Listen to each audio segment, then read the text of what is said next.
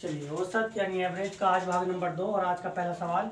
यदि 7 क्रमागत संख्याओं का औसत 33 हो तो इनमें सबसे बड़ी संख्या कौन सी होगी। तो सबसे पहले क्या कर लेते हैं, क्रमागत की बात करी गई है ना, 7 क्रमागत संख्याएं। तो 1 2 3 4 5 6 7 सबसे आसान तरीका बताने वाले हैं आज आपको। तो 7 इस तरीके से हमने डंडे खींच लिए। उसके बाद हमें औसत का पता होना चाहिए। देखिए, औसत होता है बीच में, ठीक है ना, औसत हमारा बीच में होता है। आप यहाँ लिख लीजिए, चाहे इसको यहाँ लिख लीजिए, ठीक है। चलो, मैंने नीचे लिख लिया। तो 7 क्रमागत संख्याओं का औसत कितना है, 33। तो हमने 3 इधर छोड़ दी और 3 इधर छोड़ दी, औसत मतलब बीच में, ठीक है ना। हमने 33 इस संख्या को बिठा दिया। तो इनमें सबसे बड़ी संख्या कौन सी होगी। तो 33 के बाद देखिए सबसे अगली संख्या जो इससे अगली संख्या होगी 34, इससे अगली 35, इससे अगली 36 और इससे पिछली 32 और इससे पिछली 31 और इससे भी अगली जो होगी वो 30। यानी सबसे छोटी जो होगी, सबसे छोटी होगी 30 और सबसे बड़ी होगी 36। क्वेश्चन में क्या, इनमें सबसे बड़ी संख्या कौन सी है। तो सबसे बड़ी संख्या तुम्हें पता चल गया होगा कौन सी है सबसे बड़ी संख्या, ठीक है ना। संख्या सबसे बड़ी संख्या होगी 36, ठीक है ना। सबसे बड़ी संख्या क्या होगी, 36। और सबसे छोटी की अगर बात करता, तो सबसे छोटी की बात करता यदि सबसे छोटी, तो सबसे छोटी संख्या हो गई 30। उम्मीद करता हूँ पहला क्वेश्चन आपको बहुत अच्छे से समझ में आ गया होगा। क्वेश्चन नंबर 2 की बात कर लेते हैं। 4 क्रमागत सम संख्याओं का औसत 27 है। कैसी संख्या, सम संख्याओं का औसत।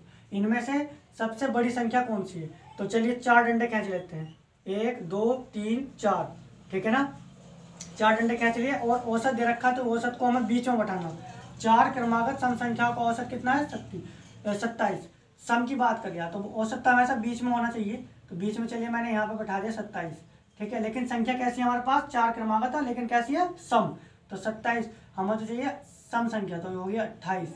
सम की बात हो रही है ना, 27 में से सम अगर हम निकालने लगे तो अगली संख्या होगी 28। 28 के बाद होगी 30, इससे पिछली सम जो होगी वो होगी जो आपकी 26, इससे अगली जो होगी वो होगी आपकी 24।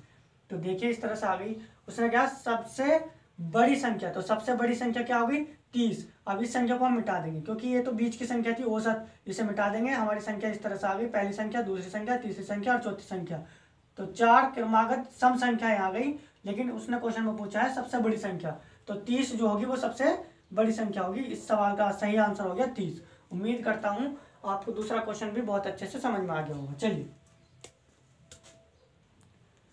चलिए, और ये क्वेश्चन आपके सामने तीसरा लग चुका है। सतत 5 विषम संख्याओं का औसत 95 है, तो अवरोही क्रम में चौथी संख्या कौन सी होगी। तो सबसे पहले 1 2 3 4 5 हमने 5 डंडे खींच लिए। अब हमारे पास क्या है, औसत इनका 95। औसत का मतलब बराबर संख्या छोड़ दो, 2 डंडे इधर छोड़ दो, 2 डंडे इधर, और यहाँ पे आ गया जी 95, ठीक है ना। ये 95 हमने यहाँ बीच में रख दिया। उसके बाद हमें कैसी संख्या लेनी है, विषम लेनी है। तो 95 के बाद जो विषम होगी 97 होगी, उसके बाद जो होगी 99 होगी, और इससे पहली विषम 93 और इससे भी पहली विषम 91, ठीक है। चलिए, अब उसके बाद इसने बोल दिया अवरोही क्रम में चौथी संख्या बताओ। अवरोही क्रम का मतलब होता है सबसे बड़ा, फिर उससे छोटा, फिर उससे छोटा, फिर उससे छोटा। तो देखिए सबसे बड़ा पहले नंबर पर यह आ जाएगा, दूसरे पर यह आ जाएगा, तीसरे पर यह आ जाएगा, चौथे पर यह आ जाएगा। तो चौथी संख्या पूछ रहा कौन सी होगी, तो चौथी संख्या हमारी क्या होगी, 93। 93 जो होगा वो इस सवाल का सही आंसर होगा, ठीक है ना। 93, 93। उम्मीद करता हूँ क्वेश्चन 3 बहुत अच्छे से आपको जो है क्लियर हो गया होगा। और क्वेश्चन नंबर 4 आपके सामने इस प्रकार है। ए बी सी तथा डी 4 क्रमागत विषम संख्याएं हैं जिनका औसत 42 है। बी तथा डी का गुणनफल ज्ञात करो। तो देखिए 4 संख्या 1 2 3 4, 4 संख्या हमने ले ली, लेकिन उसने कह दिया औसत कितना है, 42। तो इसे बीच में बैठाना पड़ेगा, बीच में हमने यहाँ बैठा दिया 42 को।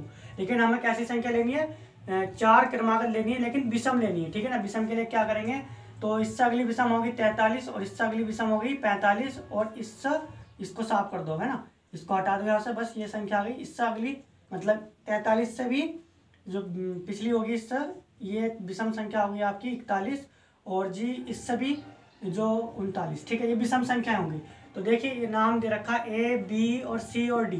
तो अब क्या करेंगे, उन्होंने पूछ लिया क्वेश्चन में बी और डी का गुणनफल ज्ञात कीजिए। तो बी के पास कितनी संख्या 41 और डी के पास कितनी है 45। तो 41 की गुणा 45 से जब हम करेंगे तो 1845 इस सवाल का क्या आ गया, सही आंसर आ गया। उम्मीद करता हूँ आपको क्वेश्चन बहुत अच्छे से समझ में आ गया होगा। चलिए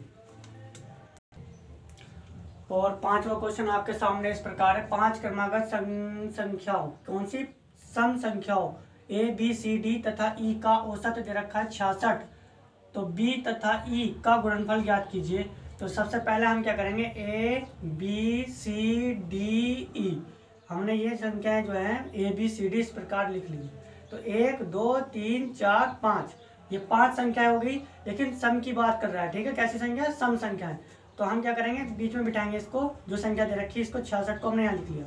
इससे अगली सम क्या होगी 68, इससे अगली 70, इससे पिछली 64 और इससे भी अगली 62। तो देखिए किस किस का गुणनफल है, बी का और ई का गुणनफल।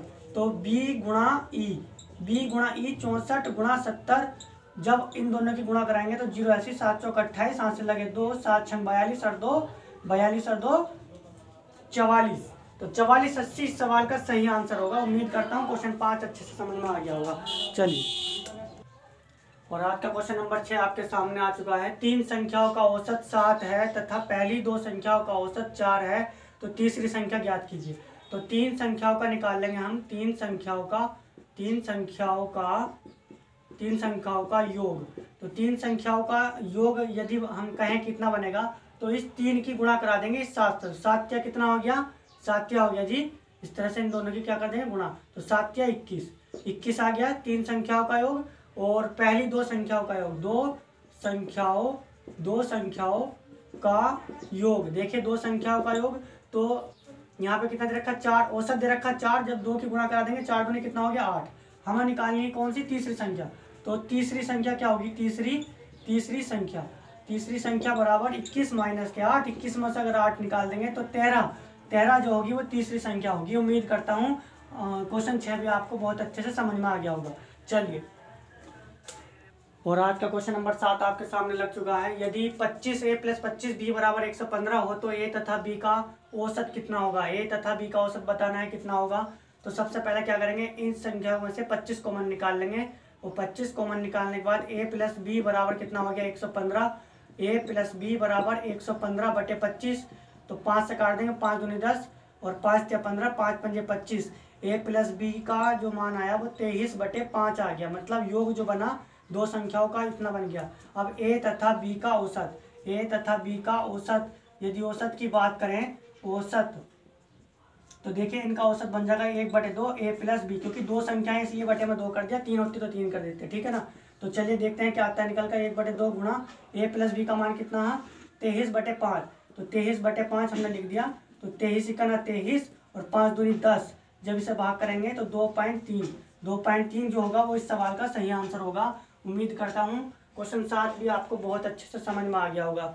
चलिए, इसी तरह के नए नए सवालों को रोज प्राप्त करने के लिए हमारा चैनल सब्सक्राइब कर लीजिए, वीडियो को ज़्यादा से ज़्यादा लाइक और शेयर कर दीजिए। जल्दी मिलेंगे नई वीडियो के साथ, तब तक अपना ध्यान रखिए। Okay, tata, bye bye.